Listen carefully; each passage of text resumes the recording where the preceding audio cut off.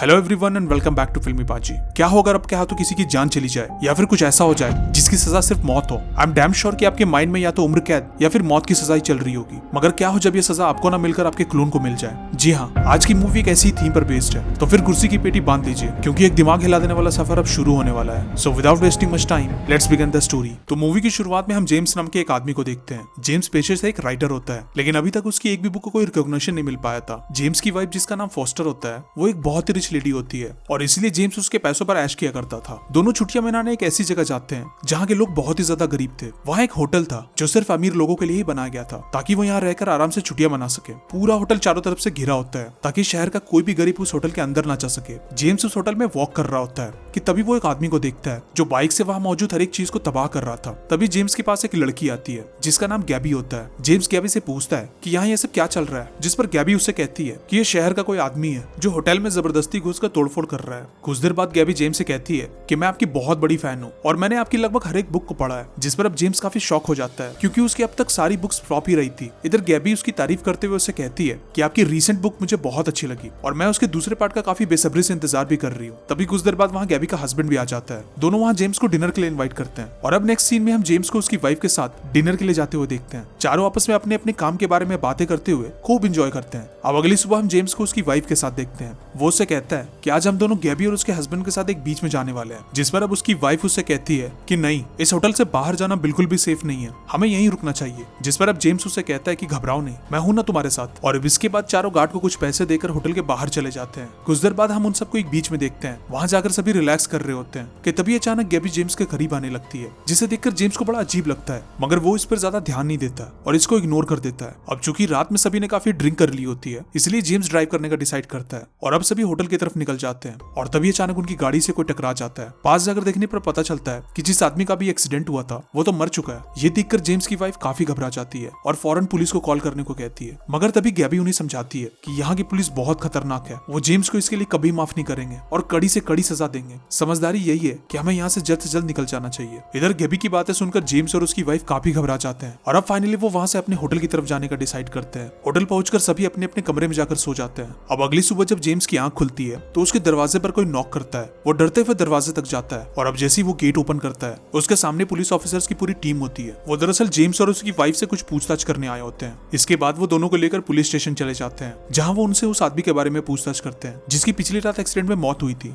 जिस पर अब जेम्स की वाइफ उन्हें पूरी सच्चाई बता देती है कि कैसे गलती से उसके हस्बैंड से कल रात एक आदमी की मौत हो गई। अब कुछ देर बाद एक ऑफिसर जेम्स के पास जाकर उससे कहता है कि तुम्हारी वाइफ ने सब कुछ एडमिट कर लिया है कि कल रात तुमसे एक आदमी की मौत हुई है। जिस पर अब जेम्स उनसे पूछता है कि मुझे इसके लिए क्या सजा मिलेगी क्योंकि मैंने ये सब जानबूझकर नहीं किया। जिसके जवाब में ऑफिसर उससे कहता है कि इस गलती की सिर्फ एक ही सजा है और वो है मौत। जिस पर अब जेम्स काफी रोने लगता है और रोते रोते उस ऑफिसर से कहता है कि मैं इतनी जल्दी नहीं मरना चाहता। जिस पर अब ऑफिसर उससे कहता है कि तुम्हें मरने को कौन कहता है। जेम्स हैरान होकर उससे पूछता है कि इसका क्या मतलब है। जिस पर ऑफिसर उससे कहता है कि हम सजा जरूर देंगे लेकिन तुम्हें नहीं बल्कि तुम्हारे क्लोन को। अब उस ऑफिसर की बातें सुनकर जेम्स उससे पूछता है कि भला ये कैसे पॉसिबल है। जिस पर ऑफिसर उससे कहता है कि पैसों से कुछ भी पॉसिबल है, हम दरअसल इंसानों के क्लोन्स बनाकर उन्हें सजा देते हैं ताकि मुजरिम को अपनी गलती सुधारने का एक मौका मिल सके। इधर ऑफिसर की बातें सुनकर जेम्स एटीएम से ढेर सारे पैसे निकालता है और फिर उस ऑफिसर को दे देता है और अब अगले ही पल जेम्स का माप लेकर उसे एक कमरे में भेज दिया जाता है जहाँ एक लिक्विड की हेल्प से क्लोन बनाने के प्रोसेस को शुरू किया जाता है। इधर जेम्स की जब आंख खुलती है तब उसकी वाइफ उसके सामने होती है। वो उससे कहती है कि मैंने तुम्हारे क्लोन को देखा है, वो बिल्कुल तुम्हारे जैसा दिखता है। और इतना कहकर वो जेम्स को उसके क्लोन के पास ले जाती है। जेम्स अपने क्लोन को देखकर बहुत हैरान हो जाता है क्योंकि उस क्लोन की शक्ल बिल्कुल जेम्स जैसी होती है। साथ ही साथ वो एक जीता जागता इंसान भी होता है जो सांस ले सकता था और बोल भी सकता था। और अब अगले ही पल उस क्लोन को सजा के लिए सबके सामने लाया जाता है। उस भीड़ में जेम्स भी अपनी वाइफ के साथ बैठा होता है और तभी उस आदमी का बेटा वहां आता है जिसकी उस रात एक्सीडेंट में मौत हुई थी। वो एक चाकू से जेम्स के क्लोन को मार डालता है और इसी के साथ अब जेम्स के सर से खून का इल्जाम माफ हो जाता है। इधर वापस होटल आने पर जेम्स की वाइफ उसे घर चलने को कहती है क्योंकि वो इन सब चीजों से काफी डर चुकी थी। जेम्स भी इसके लिए तैयार हो जाता है लेकिन तभी अचानक उसका पासपोर्ट उसे नहीं मिलता। वो रिसेप्शन में जाकर अपने पासपोर्ट के बारे में पूछता है कि कहीं उसका पासपोर्ट गलती से यहाँ तो नहीं छूट गया। जिस पर अब रिसेप्शनिस्ट उससे कहती है कि नहीं,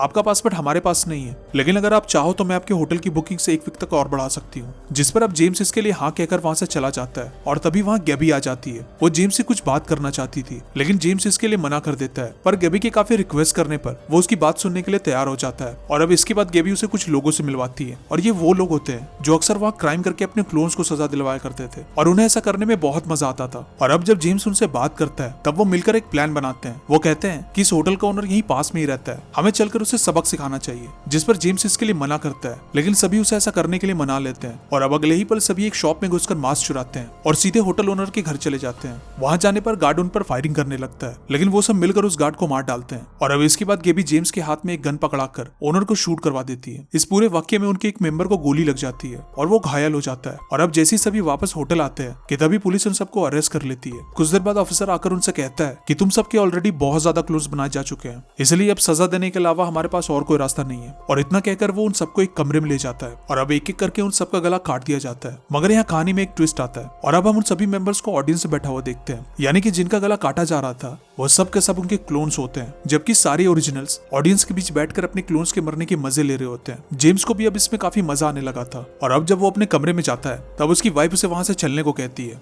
जिस पर जेम्स उसे कहता है कि मैं यहाँ से कहीं नहीं जाने वाला, तुम्हें अगर जाना है तो जाओ। इधर जेम्स के इस बिहेवियर से उसकी वाइफ काफी हर्ट हो जाती है और इसके बाद वो वहां से चली जाती है। अब इधर अगले सीन में हम जेम्स को गैबी और उसके ग्रुप के साथ देखते हैं, वो वहाँ काफी एंजॉय कर रहा होता है और तभी अचानक सब मिलकर उस पुलिस ऑफिसर को मारने का प्लान बनाते हैं जो उनके क्लोन्स बनवाया करता था। और अब अगले ही पल सभी पुलिस स्टेशन पहुंच जाते हैं। वहां जाकर वो उस ऑफिसर को किडनैप कर लेते हैं और फिर जेम्स से कहते हैं कि वो सबसे पहले इसे मारे, जिस पर अब जेम्स बिल्कुल वैसा ही करता है। वो उस ऑफिसर को बहुत मारता है, लेकिन जब गैबी उसके चेहरे से कपड़ा हटाती है तो जेम्स बिल्कुल शॉक हो जाता है, क्योंकि वो जिसे ऑफिसर समझकर मार रहा था वो ऑफिसर नहीं था बल्कि जेम्स का क्लोन था। और अब गैबी हंसते हुए जेम्स से कहती है कि हम तो तुम्हारे साथ सिर्फ मजाक कर रहे थे। लेकिन इधर जेम्स को इस बात से बहुत बुरा लगता है और वो सीधे अपने कमरे में चला जाता है। वहां जाकर वो सोचता है कि ये लोग तो बहुत खतरनाक हैं, ये सब मेरा बस इस्तेमाल कर रहे हैं। और अब कुछ देर बाद वो बाथरूम से अपना पासपोर्ट निकालता है और अब हमें यहाँ ये पता चलता है कि जेम्स का पासपोर्ट कहीं गुम नहीं हुआ था, बल्कि उसने जानबूझकर उसे छुपा दिया था ताकि उसे यहाँ से जाना ना पड़े। लेकिन अब इस वाक्य के बाद वो किसी भी हाल में यहाँ से जाना चाहता था और इसीलिए वो अपना पासपोर्ट लेकर एयरपोर्ट जाने वाली बस में बैठ जाता है। लेकिन तभी कुछ देर बाद गैबी अपने ग्रुप के साथ वहाँ पहुंच जाती है। वो बस को घेर कर जेम्स को उतरने को कहती है। अब चूंकि गैबी के पास गन होता है, इसलिए अपनी जान बचाने के लिए जेम्स को बस से उतरना पड़ता है। इधर गैबी और उसके साथी